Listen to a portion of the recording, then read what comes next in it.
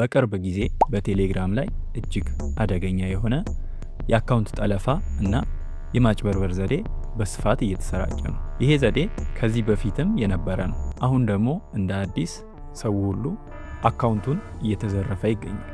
እናም ጠላፊዎች መጀመሪያ ከነሱ ጋር የተያያዙ ሊንኮችን ይልካሉ።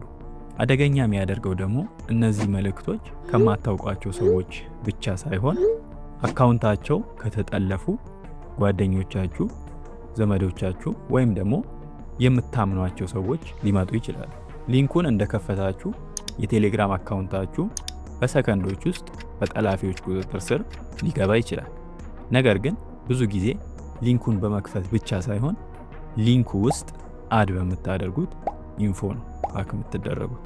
እና በቅርቡ አንድ ዩዘር እንዴት ሀክ እንደተደረገ ልንገራችሁ። በመጀመሪያ ይሄ የምታዩትን አይነት ሊንክ ነው ከሚያውቀው ሰው የተላከለት። ከዛ ሊንኩን አየና ያው እንደምታዩት ጽሁፉ የናንተ ፎቶ ምናምን ሊንክ ውስጥ እንዳለ የሚገልጽ ነው። እና ያው ብዙ ሰው ጥያቄ ስለሚፈጥርበት እና ከሚያምነው ሰው ስለሆነ የተላከው ሊንኩን ክሊክ አድርጎ ከፈተ። ከዛ ሊንኩን ሲከፍት ትክክለኛ ቴሌግራም የሚመስል ስልክ ቁጥሩን እንዲያስገባ እና ስፔስ ያለው ትክክለኛ ቴሌግራም የሚመስል ኢንተርፌስ ተከፈተለት።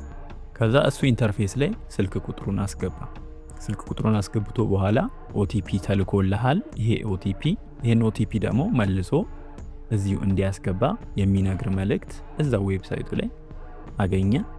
ከዛ ይሄንን ኦቲፒ እዛ የተባለው ቦታ ላይ አስገባ። ከዛ ከትንሽ ደቂቃ በኋላ አካውንቱ ሃከሮች እጅ ገባ ማለት ነው። ከዛ ምን እንደሚያደርጉት አካውንታችሁን በመጠቀም ተመሳሳይ አደገኛ የሆኑ ሊንኮችን ለምታውቋቸው ሰው እንደዚሁ ይልካሉ ማለት ነው።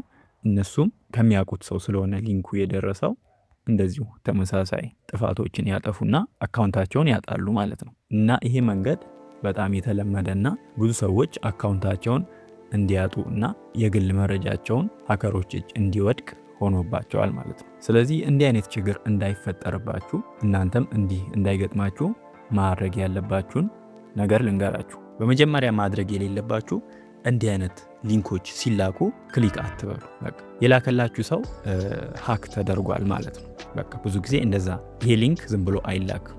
የላከላችሁ ሰው ሃክ እንደተደረገ ማወቅ ነው ያለባችሁ ማለት ነው። እንዲህ አይነት ሊንክ ሲላክላችሁ ክሊክ በማድረግ ሃክ ላትደረጉ ትችላላችሁ። ነገር ግን ክሊክ አድርጋችሁም አትግቡ፣ በቃ አትክፈቱት፣ አይታወቅም። በመቀጠል ደግሞ አሁን የምላችሁን ስቴፕ በሙሉ ኦን ማድረግ እንዳትረሱ።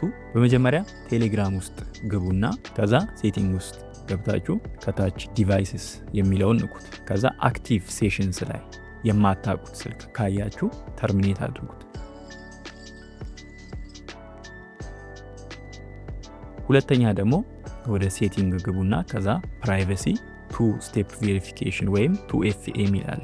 እሱን ክሊክ አድርጉና የማትረሱትን ፓስወርድ አስገብታችሁ ሴቭ አድርጉት። ሂንት የሚለው ቦታ ላይ ደግሞ ፓስወርዳችሁን ደግማችሁ አታስገቡ። ባይሆን ፓስወርድ ከረሳችሁ ሂንት ሊሰጣችሁ የሚችል ነገር አስገቡ እንጂ ፓስወርድ ደግማችሁ ሂንት የሚለው ላይ እንዳታስገቡ።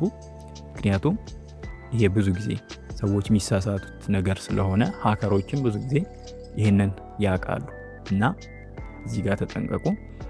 ሌላ ማድረግ ያለባችሁ ደግሞ ስልክ ቁጥራችሁን ሃይድ አድርጉ። ይህንንም እዛው ሴቲንግ ውስጥ ገብታችሁ ይኸው እንደዚህ ስክሪኑ ላይ እንደምታዩት ስልክ ቁጥራችሁ እንዳይታይ አድርጉ ማለት ነው።